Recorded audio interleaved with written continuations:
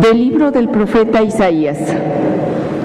En aquel entonces dijo Isaías: el Señor Dios me ha hecho oír sus palabras, y yo he opuesto resistencia, y me he echado para atrás.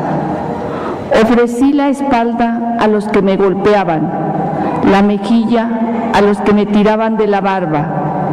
No aparté mi rostro de los insultos y salivazos. Pero el Señor me ayuda, por eso me quedaré confundido, por eso endurecí mi rostro como roca, y sé que no quedaré avergonzado. Cercano está de mí el que hace justicia. ¿Quién luchará contra mí? ¿Quién es mi adversario? ¿Quién me acusa? Que se me enfrente, el Señor es mi ayuda. ¿Quién se atreverá a condenarme? Palabra de Dios.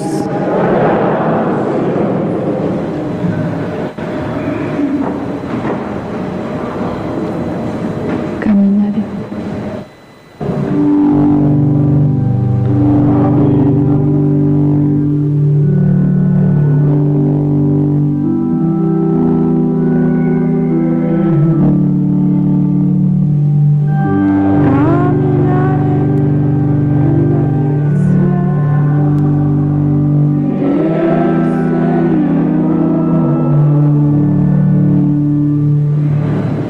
Amo al Señor porque escucha el clamor de mi plegaria, porque me prestó atención cuando mi voz lo llamaba.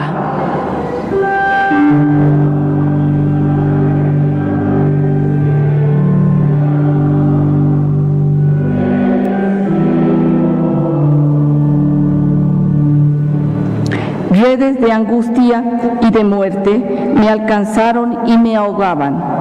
Entonces rogué al Señor que la vida me salvara.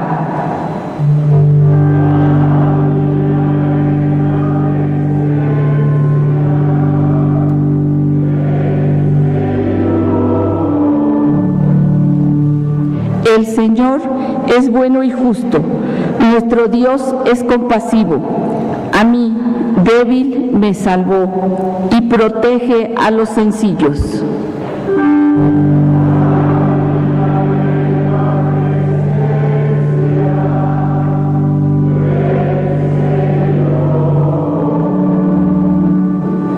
Mi alma libró de la muerte, del llanto los ojos míos, y he evitado que mis pies tropiecen por el camino. Caminaré ante el Señor por la tierra de los vivos.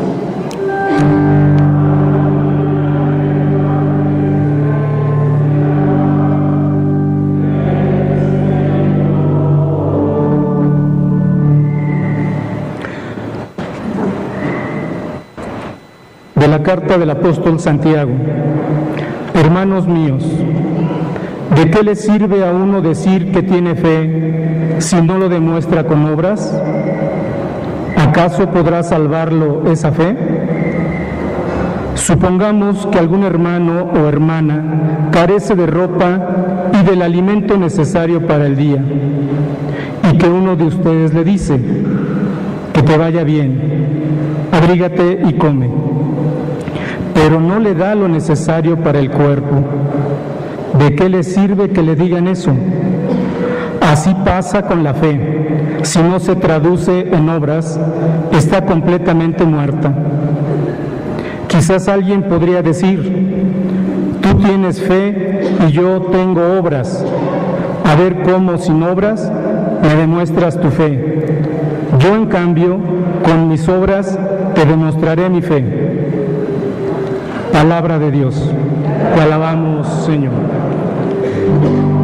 Aleluya, aleluya, aleluya,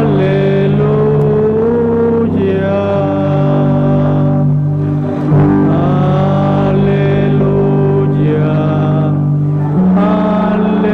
aleluya, aleluya.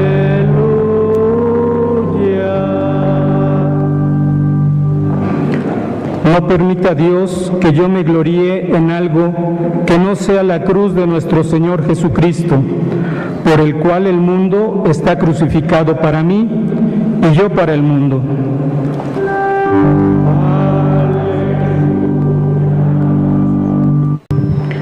El Señor esté con ustedes. Del Santo Evangelio según San Marcos.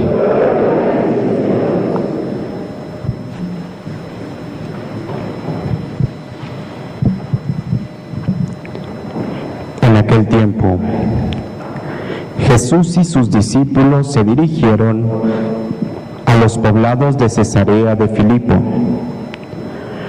Por el camino les hizo esta pregunta: ¿quién dice la gente que soy yo? Ellos le contestaron: algunos dicen que eres Juan el Bautista, otros que Elías, y otros que alguno de los profetas. Entonces se les preguntó: ¿y ustedes, quién dicen que soy yo? Pedro le respondió: tú eres el Mesías. Y él les ordenó que no se lo dijeran a nadie. Luego se puso a explicarles que era necesario que el Hijo del Hombre padeciera mucho, que fuera rechazado por los ancianos, los sumos sacerdotes y los escribas, que fuera entregado a la muerte y resucitara al tercer día. Todo esto lo dijo con entera claridad. Entonces Pedro se lo llevó aparte y trataba de disuadirlo. Jesús se volvió y mirando a sus discípulos, reprendió a Pedro con estas palabras: apártate de mí, Satanás, porque tú no juzgas según Dios, sino según los hombres. Después llamó a la multitud y a sus discípulos y les dijo: el que quiera venir conmigo, que renuncie a sí mismo, que cargue con su cruz y que me siga, pues el que quiera salvar su vida, la perderá, pero el que pierda su vida por mí y por el Evangelio, la salvará. Palabra del Señor.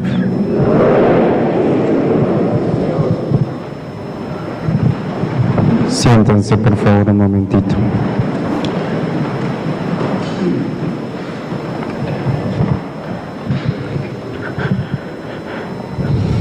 La pregunta que el Señor Jesús hace a sus discípulos es directa y primero la hace de manera general.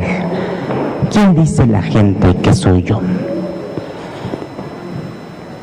Ustedes, le dice a sus discípulos, conocen el sentir del pueblo. Platíquenme, ¿quién dice la gente que soy? Pues que Elías, o Juan el Bautista, o cualquier otro de los profetas. El pueblo sabe, reconoce la autoridad en las palabras del Señor.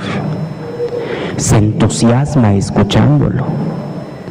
Se admira y se maravilla viéndolo hacer prodigios. Pero de eso a pensar en el Mesías hay una distancia muy grande. El Mesías, en el pensamiento del judío, debía venir de forma espectacular, lleno de poder humano, capaz de derrocar al imperio que había tenido oprimido al pueblo durante muchos años. Sí, Jesús habla muy bonito, conmueve, hace milagros, pero hay muchos otros que también los hacen, que también curan. El Mesías tiene que ser completamente diferente y espectacular, lleno de su poder, que se manifieste con todo su esplendor humano ante los hombres. Ese es el pensamiento del judío. Por eso, lo que más alcanza a reconocer en Jesús es que sea un profeta, no el Mesías. Después la pregunta es más directa, más íntima, más dirigida a los que le conocen al Señor, los que han estado con Él, los que han visto verdaderamente su obrar, los que han escuchado sus palabras, los que muy cerquita conocen cómo se conmueve y cómo ayuda al necesitado, cómo perdona compasivamente al pecador, cómo devuelve la dignidad al que es relegado por los demás. A ellos ahora les pregunta: ¿y ustedes quién dicen que soy yo? Pero en su pensamiento todavía está eso, esa idea que tienen del Mesías. Por eso tampoco pueden contestar, tampoco tienen la seguridad como para decir y reconocer que el Señor es el Mesías. Quien sí lo hace, quien lo hace inspirado por el Espíritu Santo, es Pedro. Él le dice: tú eres el Mesías. Y ante esa confesión de fe de Pedro, ahora el Señor les revela que efectivamente Él les dice con claridad que sí, que Él es el Mesías. Pero les va a decir todavía algo que va a chocar con sus pensamientos y con las ideas que tienen. Hace un momento decía yo, esperan un Mesías poderoso humanamente, que sea capaz de aniquilar a quien está haciendo daño al pueblo, al imperio. Muy lejos de eso, el Señor les dice: sí soy el Mesías, pero voy a ser rechazado, me van a golpear, voy a sufrir, voy a padecer y voy a morir, me van a matar para resucitar al tercer día. Pero ellos se quedan con va a ser rechazado, va a padecer y va a morir. Qué lejos está de la idea y del Mesías que estaban esperando. Qué lejos. Pues tampoco Pedro, aunque hace unos instantes había dicho: Señor, tú eres el Mesías, tampoco termina de convencerse. Y sobre todo ahora que ha dicho esto el Señor, él no lo acepta, tampoco. Por eso se lleva aparte al Señor y le dice: Señor, eso no te puede pasar a ti, tú eres el Mesías, tú eres el enviado de Dios, tú eres el que nos va a salvar. ¿Cómo es posible que vas a morir si tú nos vas a salvar? Pensamientos humanos que se manifiestan en la actitud de Pedro. Por eso inmediatamente el Señor le dice: aléjate de mí, tentador, aléjate de mí, Satanás, porque tú no estás juzgando con criterios de Dios, sino juzgando como juzgan los hombres. Recuerdan que en las tentaciones que encontramos en el Evangelio de San Mateo hay una donde el tentador lleva a lo más alto al Señor y le dice: a ver, aviéntate, si de veras tú eres el Hijo de Dios, si de veras tú eres el Mesías, aviéntate, y entonces tus ángeles no te van a dejar caer. Hubiese sido esa una forma impresionante, impactante de manifestar el poder del Señor Jesús, ¿no? Hubiera sido espectacular, hubiera dicho: este sí es. Pero él dijo que no, porque los planes de Dios no eran esos. Dijo: no. Y ahora tampoco se dejará seducir por las palabras de Pedro: aléjate de mí, Satanás. los planes de Dios son otros, que no el juicio, el pensamiento del hombre no entiende hasta que deja entrar la gracia en su corazón y comienza a dejar que actúe para comprender los planes de Dios.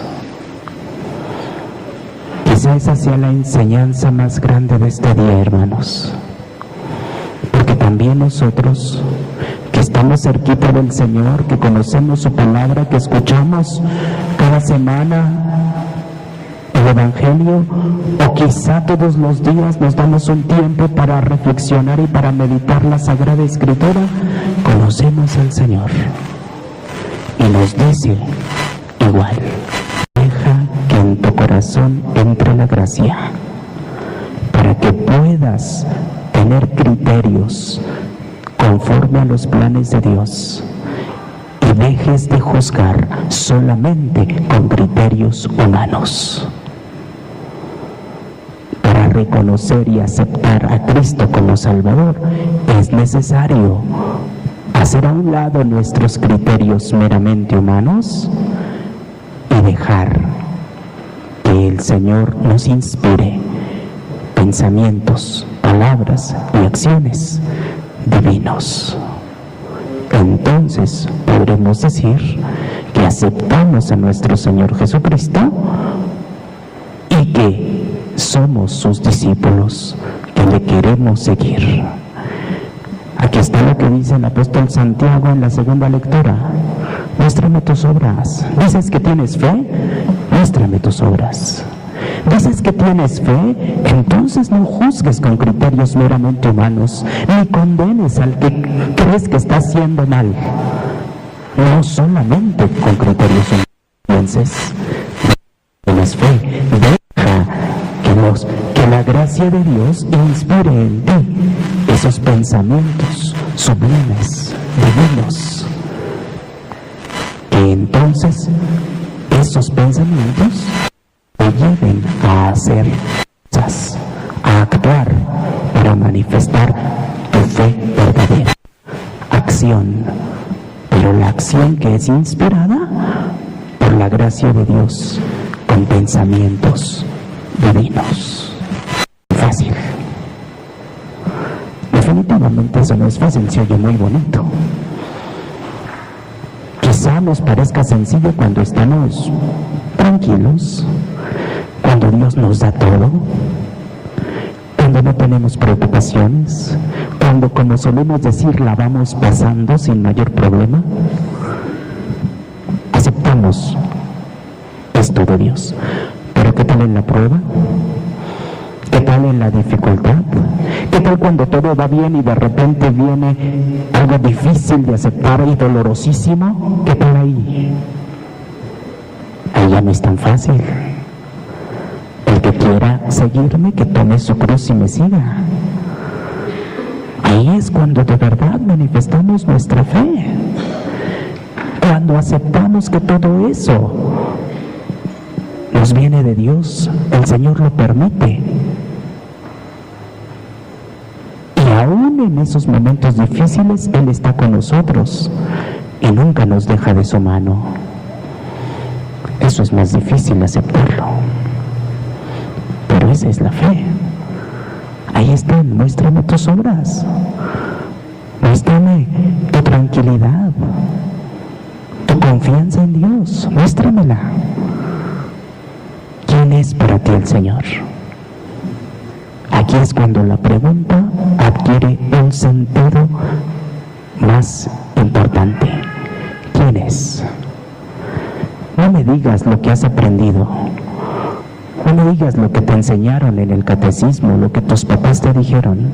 Es más, ni siquiera me repitas lo que dice la Sagrada Escritura, porque aunque te aprendas de memoria los capítulos y los versículos, si no has tenido una experiencia con Él íntima, entonces no podrás decir quién es para ti el Señor. ¿Podremos decir realmente que es nuestro Dios, que es nuestro Salvador? en los momentos de dolor, diremos que Él es nuestro Salvador? Pues tendríamos que hacerlo. Si aprendemos a no juzgar solamente como los hombres, sino a aceptar en nuestros pensamientos también el amor y la voluntad de Dios. Que así sea.